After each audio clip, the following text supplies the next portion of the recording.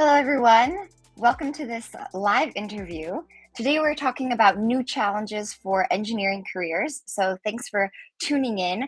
And whether you just graduated or you're a seasoned engineer, you are in the right place because we're talking about major trends in the market and also what employers can do to meet the needs of their engineers. This is a live interview, so we definitely encourage you to send us your questions. Don't hesitate to submit them, and so that this can be as helpful and as relevant to you as possible. I'll make sure to keep an eye on the chat so that we can get to as many of them as we can. And with that, let's welcome to this live interview Sonia Foss, the Group Deputy HR Director at Segula. Welcome, Sonia. Thanks for having me. So, do you think we could start with just a quick pitch in like a sentence or two?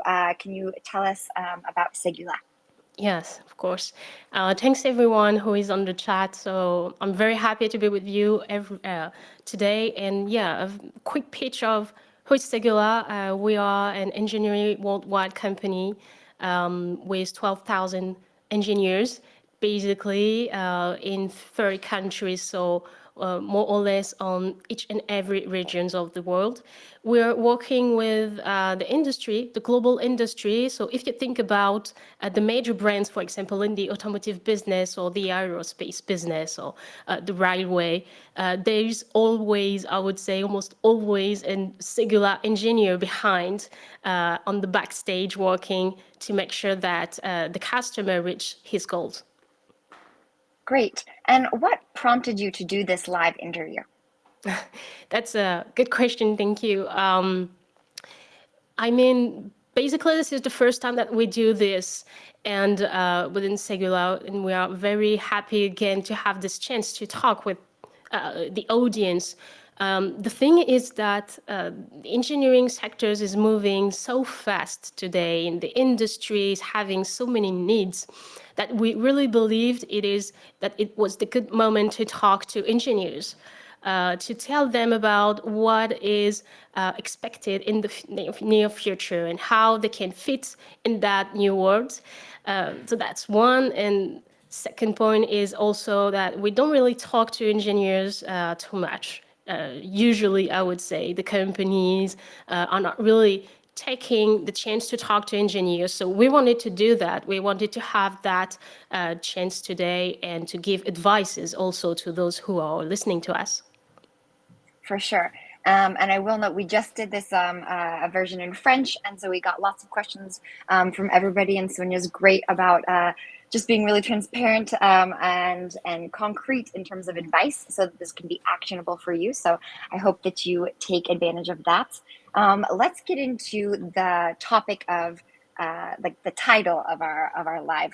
What are the main new challenges that engineers are facing in their careers today?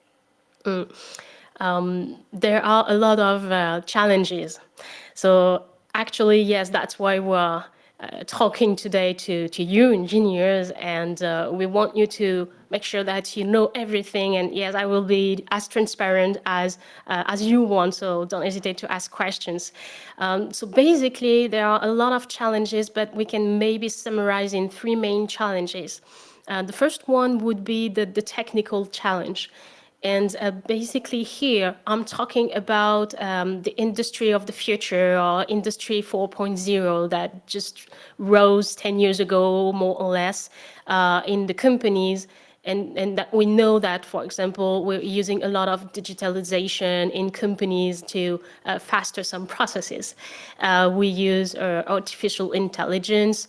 Also, we can talk about ChatGPT. So those are brand new for companies. Frankly, they don't really know how to handle that. And they have to learn about how it works and how it can be helpful for them. As well as the engineers, they will have to also face this challenge to maybe become, I would say, augmented engineers that will be helped by the data. Second one is making sure that, I mean, today the industry is globalizing. We have a lot of merger and acquisitions. If you talk and if you think about, again, the main industrial brands, the main automotive brands all over the world, they are just merging to create one big international company. It means for engineers that they don't have now to only think about my job in my office with my colleagues, but they also have to face the reality that they will be working with other people all around the world. So, for example, in Segula, we have multicultural teams in France working with Asia, India, in the US, in Morocco, for example, in Tunisia. So this is not really new, but it will be really growing in the next few years. And we can build here, if we just the same term, I mean, having an engineer something, we can say having an engineer, a worldwide engineer, or a traveler's engineer. The third one, and not the least, I mean the last but not the least, would be to have responsible engineers. I mean, oh, again, the world is changing today. We have to work on a more responsible world with taking into account the environment, for example, taking into account diversity, inclusion, and this is the challenge for engineers tomorrow. They will have to handle that. This is also their responsibility. We want to have responsible engineers because this is how they will change the world. Yeah, so some big challenges that they're facing. I want to get to this question from Mohammed, and I think it's Afis. I hope I'm pronouncing your last name right. He wants to know if we're talking about mechanical, industrial, or software engineering. What kind of engineers are we talking about? Hi, Mohammed. Thank you for the question. I would say it's all of them. So you said mechanical, you said software, and you said the last one was, I believe, Industrial. industrial. Yes, of course. So yes, we are recruiting 6,000 people within Segula each year in France and in the countries where we are, 30 countries. So I engage some of the people who are interested in Segula's opportunity to go on our career site. Globally in the industry, we will still need to have mechanical engineers, industrial engineers, software engineers, even if when you look at the statistics, it's true that software engineers are a population that is really growing very fast. But you don't have to forget about having mechanical engineer will still be key in the future. But the thing is, the main difference will be that they will be using different tools and different techniques, but they'll still be needed in the future. Okay. Our next question comes from Zaire, and he wants to know about how to apply to join the technical team. So, is it through the website? Do we send our resume to an HR box? You mentioned there's 6,000 job offers on the market right now. You're hiring 6,000 people. How do Okay. you hire them? Yes, hi Zaya. You have different ways to apply for Segula's job. We have many opportunities to offer. So you can go on the website first, of course. You can see how all the opportunities, all the jobs that we have. I also believe that today we have a QR code that you can scan and see what the opportunities are fits your needs. So feel free to go and see just after the live what are the opportunities that fits your needs. You also can talk to our current employees, I mean, and be referred by some of one of our employees. So, I mean, many ways to be connected. You can also join me. I mean, this is something that we sometimes do. Great. Well, I see a lot of things from the chat about people who are interested or things like that. So, yeah, definitely scan that and check that out. I'd like to talk about something that you said, Sonia, which was new and changing technologies and how that can be a challenge. How does that specifically impact engineers? The new technologies, I mean, is really key and centric in the engineering world. I mean, they are really ahead of the technology. So the first thing is that globally, those who made the technology, who build the new technology, are the engineers. So only for that, I mean, they are concerned about this situation, and they will face it in every and each day on their daily tasks. So this is the first point. The second one is, as I said, we can talk about artificial intelligence. You can talk about, there's a lot of companies working on ChatGPT now. They are trying to understand how it works, for example, with their engineers. So even if you don't build the technology, you as an engineer, you will have the opportunity to understand how it works and to find solutions to these new technologies. And the last thing is, it moving so fast that today you really have to always learn. And this is a way also to handle this challenge, to face it, is to say, okay, now I will be able to learn to make sure that I'm still at the state of the art of my job. Definitely. Well, and I want to get into that a little bit more, but first we have a question from Mohammed. Do you think you could give us more information about Industry 4.0? So I think when you were talking about the different, different types of engineering and how that's evolving, maybe you could go into more detail on that. Yes, of course. So we talked about Industry 3.0 almost, I would say, until 2010, something like that. It was having robotics inside inside the plants, and having basically softwares to help you for the design and the conceptions. We moved to Industry 4.0, and we can call that Industry of the Future, with more digitalization. So it means that in the companies, and all of them went through this process more or less in the industry sectors, they decided to go faster, to streamline their process, to have more lean management, and to introduce new ways, new techniques, like, for example, virtual reality, to make sure that they go really fast in finding solutions. One of the concrete example that we can find is, for example, we built like a car to make sure that we can validate the concept before it goes on the market. And when we build this car, we do it with the real materials.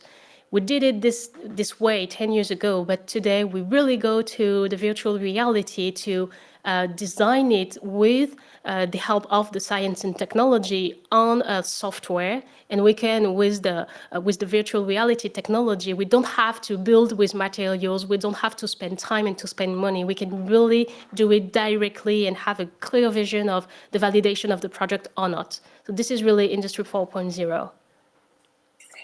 Okay, and sort of a related question also from the audience is, which engineering sector is booming? So that's really interesting because you guys are in, you guys have, 12,000 employees, I think you said, and you guys are in all sectors. So what are you seeing that's really growing? Which sector?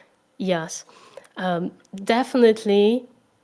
I would say easy answer is saying all of them are booming, but definitely the automotive industry is really transforming. Uh, we go from thermal reactors to hydrogen and battery, lithium-ion batteries, to have electrical vehicles, to have hybrid vehicles. This is a main issue. This is a main challenge, and we have to face it because this is also enforced by law and all the regulation, especially in the European Union, but but also in all the other countries. So automotive business is really in this phase of transformation. The same thing for the aerospace. Basically, we have aircraft that really needs to be transformed to be lighter with the right materials, but also to maybe work with decarbonized energy. So this is also something that is really booming. And don't worry about the specialization that you have. For the people who are listening to us, you can find a job that will fit your skills. In every and each sectors of the industry, because we still need to have mechanical engineers, even if, as I said, the tech part, the software part, the data part is really moving, because It is brand new. And so I am curious. So a lot of these things are new. Maybe some of these engineers who are listening have already been, in the workplace for a while, and their training wasn't in that. Is that something? Is it easy to get trained on these new technologies or in these new sectors when you're already finished school? Yes. Basically, I would say yes, because when you go to school, the thing that you learn is it's especially to learn. So we need to have now people ready uh, to learn during their career. So when they go on for the first time on a company, they join a company, they may ask a question about, okay, what will be the training program that I will have with my company? And I have to say to people who are listening is that even if some countries are very specific laws regarding training to really encourage companies to train their employees, it doesn't exist in every countries depending on the states. But the thing is that the companies, they really understood the interest for them, the benefits that they have to train people, to train their people. So again, don't worry about that. Some companies handle that. You have to handle it or not. If you don't handle it, I mean, it will affect the engagement of your people for sure. Within Segula, we decided to handle this and to make it a strategic access to make sure that all of our employees, they have training, especially to develop their skills. Okay, so they have access to that. Um, okay, so we see we have another question from Alireza Sanafar. Will software engineering and other ones be destroyed by ChatGPT? This is first a good question. I always have this question. The answer is basically no. I mean, it's very soon to think that ChatGPT or even artificial intelligence is mature enough to replace people. What I can say is, for example, and I invite the audience to see deeper into the details, this study that has been made by the MIT in the USA in 2016. They worked on what they call the tramway dilemma, which is I am in a train and I am the car driver or the train driver, and I have people crossing the street, but I also have people in my train, and I have to make a decision.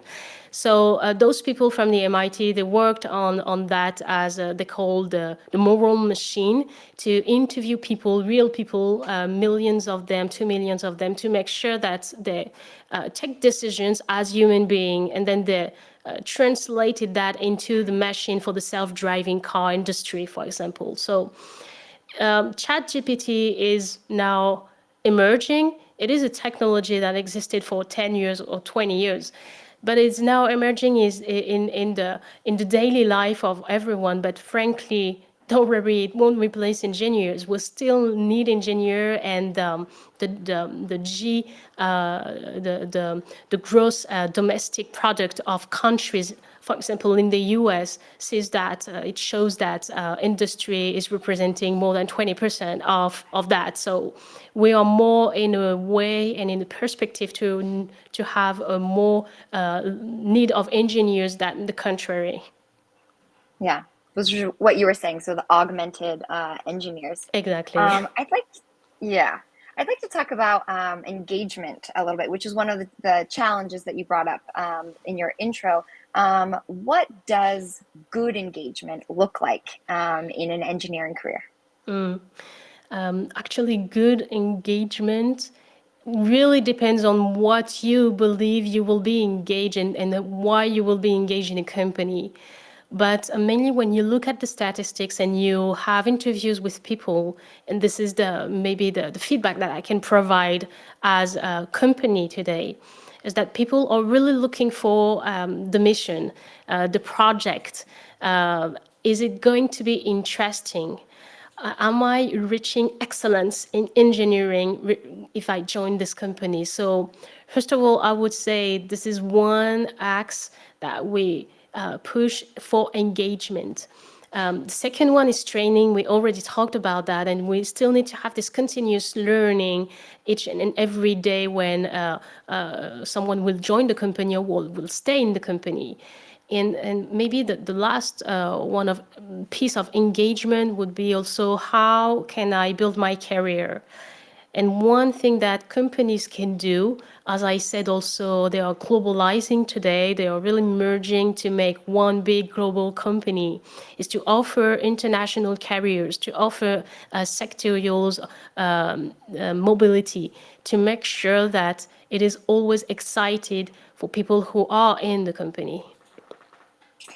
Do you think on our French live stream you shared the story of Xavier? Do you think you could share maybe his, because I think that's a really great illustration of mobility, that can keep people engaged and interested in the company, and not just geographically, but also, in expertise and product, what you're working on. So maybe you could share Yes. that with us.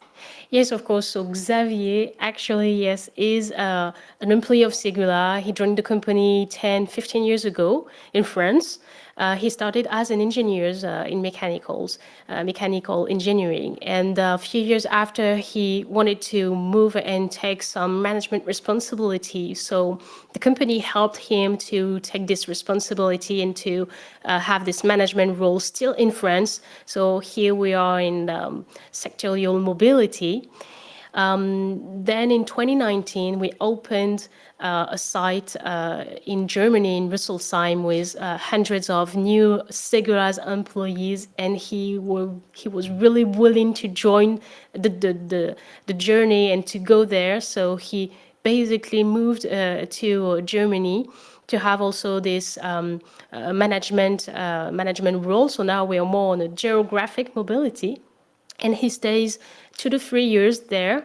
Then he went back to France and he wanted again to go to another country, do something different. And now he's in the US because we also have business there, and he's developing the sales piece of our business in the US. He left with his wife and children, and I believe he's very happy with that. So yeah, this is a good success story, yeah, to share. Yeah, it's such a great example, and I loved how you put it. You always want to be excited at work and never bored, and so it's so great that you guys have those opportunities. Um, Getting back to innovation, so you were talking about how, so for engineers, it's really important for them to strive for excellence, um, and I'd like to know a little bit more about that. So what is so important about this, and is it only in like state of the art technologies and products and projects, or do you think that there's such a thing as like state of the art people? Like, do they also want to be surrounded by state of the art people? Yes. Yeah, that's a good question. Yeah, innovation is really key. I mean, in the industry, and you can see it also where you look at the expenses on R&D. They are growing very fast. It represents billions of dollars every year about what the companies put in place for innovation. So I would say also this is in the DNA of the engineers. They want to be innovative, and they want to be in this innovative environment, as you said, and they want to be with, state-of-the-art people surrounded by this very innovative environment. Innovation is one piece of the fact that people want to join a company. For example, within Segula, we have taking that into account. This is part of our value, core value, and we have innovation as a strategic axis. So what we put in place is that we deliver as many information as we can to engineers to have them known about what is innovation within Segula. And I encourage people to do that for each and every company, because you will find it very interesting information. We have, for example, the Book of Innovation, on our website, which explains what we're doing for in each and every country. We also have some patents, and we also have some partnerships. So I believe this is what the engineer wants today. They want to make sure that they will find a company that is really innovative, even if they say it, I mean, they prove it. And this is really what the advice that I can share also with companies, with my colleagues from other companies, is just prove it. Prove it. Yeah. So do your homework, do your research online so you can really vet for innovation. So I see we have another question up on the screen. I just wanted to ask you something. Sometimes the job description may match. Maybe as a candidate, but mostly you get a rejection due to the number of applications for the specific role. What do you think is the best possible way to get past this initial scenario and get noticed by talent acquisition? Yeah, so if there's a lot of, applicants, how do you kind of get noticed and get past that initial stage? Yeah, the initial stage, yes, maybe the most difficult for candidates, for engineers. So, and usually I have to say, when you start to find a job, I mean, it's less true for experts and for experienced people, but for young people, for the newcomers in the company, it may be difficult. So they really have to get advice. I mean, on website, that you really have to make the difference to make sure that you know the company and you put that into your resume. We are looking for not specific technical skills, but we are looking for I mean of course, technical skills, but also the mindset. We really need to have, as I said, ambitious people, innovative people, people that are really open-minded. And this is something that you could highlight on your resume. So don't hesitate to do it, because this is what makes you different. Also, to make it happen, I would say, to make sure that someone calls you back from the talent acquisition team, you also have to maybe compare what the keywords that we have on the job description and what you have on your resume. It has to match as much as possible. And if you do that, I mean, I'm sure that you will be contacted by one of our talent acquisition specialists. Interesting. Okay, great. Thank you. That's really great advice. So do your homework, make sure that you're really aligned. And, this is actually an interesting sort of transition about how to find out if you are aligned with the company in terms of not just maybe, what was said in the question, the description, but sort of the bigger picture, the ambition, the goals, the values. I know that you are head of HR, you're also an engineer. Do you feel like uh, the values aspect is something that is becoming more prominent in the interviews? That that needs to match as well as the experience and the capabilities. Yes. Yes, of course, the values now are really key for people who are looking for a new job. You have very interesting studies from LinkedIn, for example, who publish every year a top 5 or top 10 of what candidates want for a new job. And basically, they want to be aligned with the value, they want a flexibility, they want a good work-life balance. They want to learn and to learn, as we said, and they want innovation. So we are really now in this new, very difficult world for companies, I would say, and this is an opportunity for the engineers to find new jobs that really fits their values.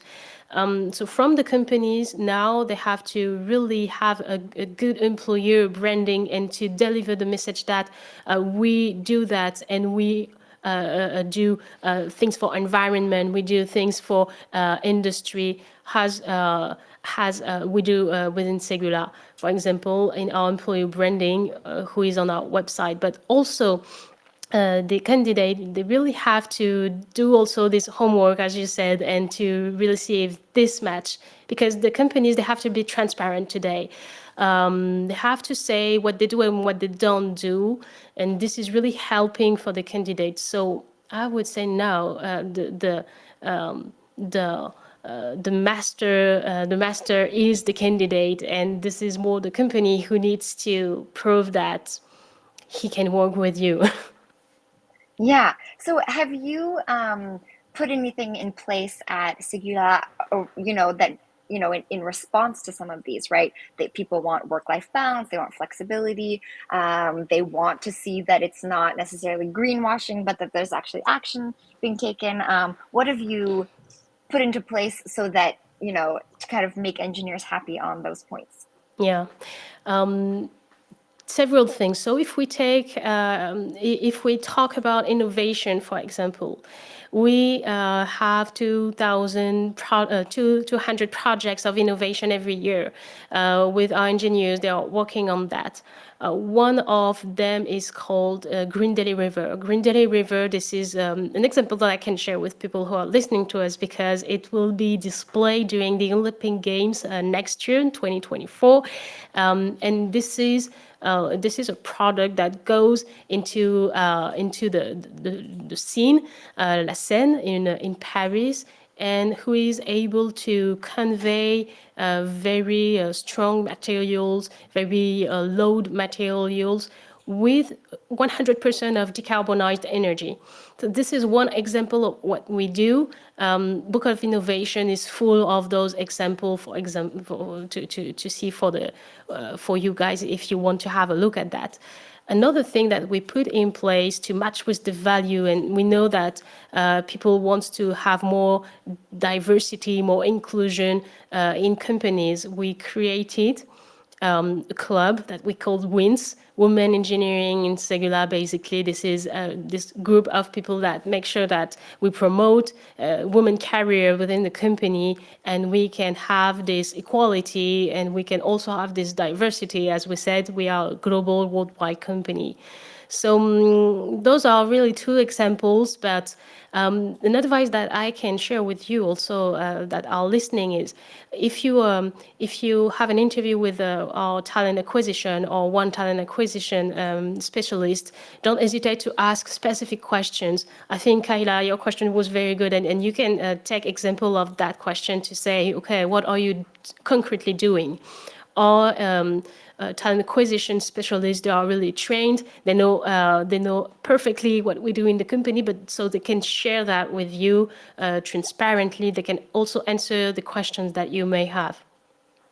Yeah, I think that's great. And I know that in all, so obviously ask questions, you're in the driver's seat. It sounds like you're, um, job security is great right now for engineers. There's lots of options. And so they can sort of ask employers to really prove to them that they're sort of putting their money where their mouth is. We've talked a lot about sort of this matching up of values in the workplace, right? So around the projects,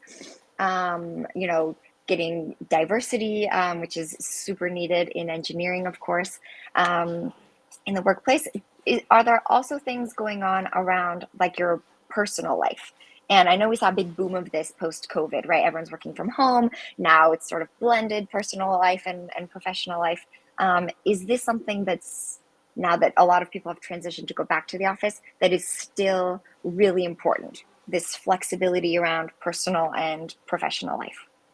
Yes, it's true that if we go back to the COVID period, it was a very difficult time for some of the engineers. And we saw that companies, I mean, I can share also that feedback with you. I mean, we had a lot of engineers that were wondering about what is what do I want to do tomorrow? Do I want to go back to the office? Do I want to do this again? Do I want to work in this environment? So a lot of questions about flexibility, about the values, about the meaning of my job. We addressed that again with the training to have really this engagement state between the employee and the company. So we put in place, for example, e-learning to give them flexibility on how you can learn and how you can still build your career within a company. And we saw when we put that in place in 2020 during the COVID, that more than 50% of our employees, they actually went to our platforms, which is called Segula Academy. And Segula Academy provides a lot of content, technical content, but also soft skills contents with our partners, good habits, and LinkedIn Learning. And we saw that more than 50% of our employees, they went to this platform. They spent time, more than 2 hours per month on the platform to really bring new skills to their career. So that is one piece of the flexibility. Of course, the major piece is the localization. I mean, I know some of our employees in the U.S., for example, when we had these lockdowns, they basically decided to go back to their family home. So they just moved states. They went from Washington, D.C. to, I don't know, California. And it's very difficult then to say, okay, I will go back to the city maybe 2 years after. So we also offer, and this is something that I believe companies globally know now, and they can offer or not. This is really a choice. Within Segula, we decided to listen to our engineer and to offer this flexibility also of localization when they need. Yeah, it sounds super important. And so it was really interesting also what you were saying about the training and how much engagement people were having, online. And do you think that that engineers are now being more proactive in their careers? It sounds like they're really able to be in the driver's seat, kind of picking and choosing what they want to learn and how they want to grow. Yes, completely. This is something that we see. It happened, I would say, after the COVID mainly because people, I mean, they had time to think about what they wanted to do tomorrow. So when they had to go back to their job, they said, okay, maybe this is not what I want for my career. I want to choose what I will do. I want to choose my employer. I want to choose my manager. I want to choose my colleagues. And I want to learn. And I want maybe to have innovation. I mean, I want everything basically. So engineers, they are very lucky today because they have this full of opportunities. They can work basically everywhere, so they can choose really. What we decided to do within Segula, and I truly believe we are in advance on that, so we are very proud of this, is to put in place also a platform to help our engineer to develop their career. So this is called My Skills. We talked about Segula Academy, but now there is My Skills. My Skills, it's how I can display and assess my skill. Actually, I have different skills: technical, software, language, and I put everything to the company. I share that information, and I also share what I want to do tomorrow.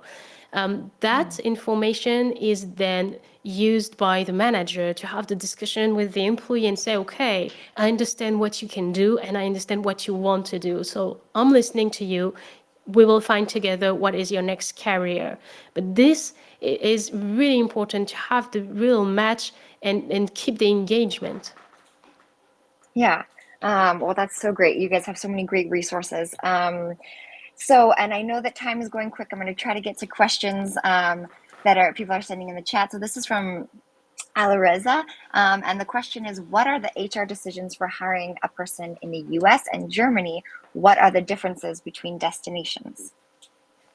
From the HR perspective, I mean, from the company perspective, it depends on the project. I mean, for example, in Germany, we have a site specifically working on the automotive business, the automotive industry. So we may need software engineers who will work on the hydrogen and the electrical vehicles. In the US, this is also the automotive business, but also the energy business. So we may want to have different kind of engineers. So the answer that I can make to that question is If you go to the career website, you will see exactly the job description, and you will be able to see what we are looking for in each and every country. I talked about Germany, I talked about the US, but we also are really, we have a good footprint in India, in UK, also opening in the Emirates, and also in South America. So I mean, no limit if you can, if you want to find a job within Segula, of course. Great. And just a reminder that career website is scannable in the top corner with the QR code. So if you want to check that out, you can. Next question is from Mario. So the energy industry is also one global growing top market. Is this also an area that is a priority for Segula in research engineering? Yes, it is on the top three priorities, I would say, for Segula. Energy sectors is really booming first. There is a lot of challenges. We talked about responsible engineers at the very beginning of the chat. Responsible engineers are engineers who care about environment and energy. So we have a lot of customers working on engineering and a lot of projects. All of them are regarding decarbonation or decarbonization. It means that we are working on this transition to make sure that we have a sustainable world tomorrow. And of course, we are working on the nuclear energy, we are working on the electricity, we're working on the renewables. So again, there is a lot of things that you can find on these sectors on our website. Do you think that the website, so we've talked a lot about different things, right? Social corporate responsibility, trainings, things like that. And all of these things are super important. Is a company website the best resource for candidates to get this information, or are some of these things like offline? Like how can candidates, I guess, do their homework in the best way? Because we've talked about so many great things, and I don't know if everybody has live streams and that they're able to get this information. Yes. So, of course, we can do a daily live stream if you want to explain what we do within Segula. But I would say that the best way to do the homework is to really be open-minded. So you have to go on different media. So you first go to the career website. You will find a lot of information. You can also talk to friends of you that are working within Segura. I'm sure that if you go to your LinkedIn profile, you will find some relations that you have of people working in the company, and you can ask them. And this is true for all the other companies. You can have this offline information also. One thing that is very interesting to me as an engineer, and I want to share that with the engineers on the live stream. Is again, look at every innovation that you see from the company. Look at what the company is doing in terms of patent, in terms of partnerships. Do they have a project on their own with their engineers? It will give you a clear vision of where the company is doing and what is his strategy. And of course, you can meet with us. You can meet with companies when you go on some conferences, for example. And in this occasion, you will be able to meet with managers, with recruiters, with engineers. So this is also one a very good way to understand the company is to meet with our people. I love that. We keep coming back to sort of proof, right? So not just what they're saying, but what they're doing. Yes. So we have a question from Adrian right now, who says, "Thanks for the live. I would like to know your opinion about why mechanical design companies are still reluctant to remote work." Have you run across that?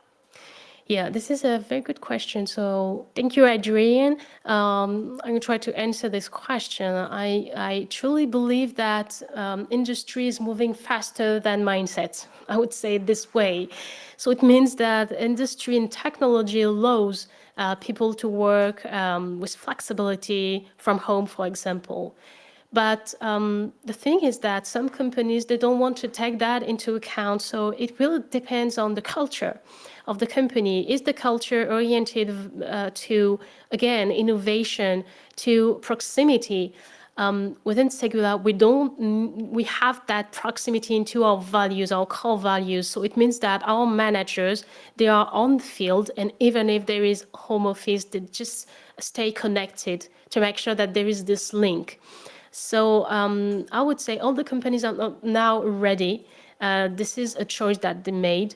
And again, you as an engineer, you have also the choice. So you can really, and I truly believe you can find the company that match your needs. Totally. So it is. We're at the sort of time marker, but I just want to end maybe with one last piece of advice. You've shared so much, concrete examples, and thank you so much, Sonia, for all of that. For people who are interested in applying at Segula, do you have any advice for them? If you want to advise to apply to Segula, so one I can share with you is you first can again go to our website and make sure that you see information that will make sense for you, and I'm sure you will. Since then you have that, go and think about what we call the pari in French, but it says proximity for the P, ambition for the A, reactivity, responsiveness for the R, and innovation for the E. And try to translate each word into what it means for me. I'm sure with that, you will be able to have the good keywords and to understand what you can bring, but also what the company can bring to you. We receive a lot of candidate and application every day. And our talent acquisition teams, they are really willing to welcome you. So again, don't hesitate to apply on our website. Great. Well, that's great advice. And thank you so much, everyone, for your questions. Thank you so much, Sonia, for all of your advice. It was really a pleasure talking to you. Thank you, Kayla. Thank you, everyone. And just one last note, follow along Segula online. Sorry, you guys can definitely check out the website and follow Segula for upcoming events and announcements. Thanks.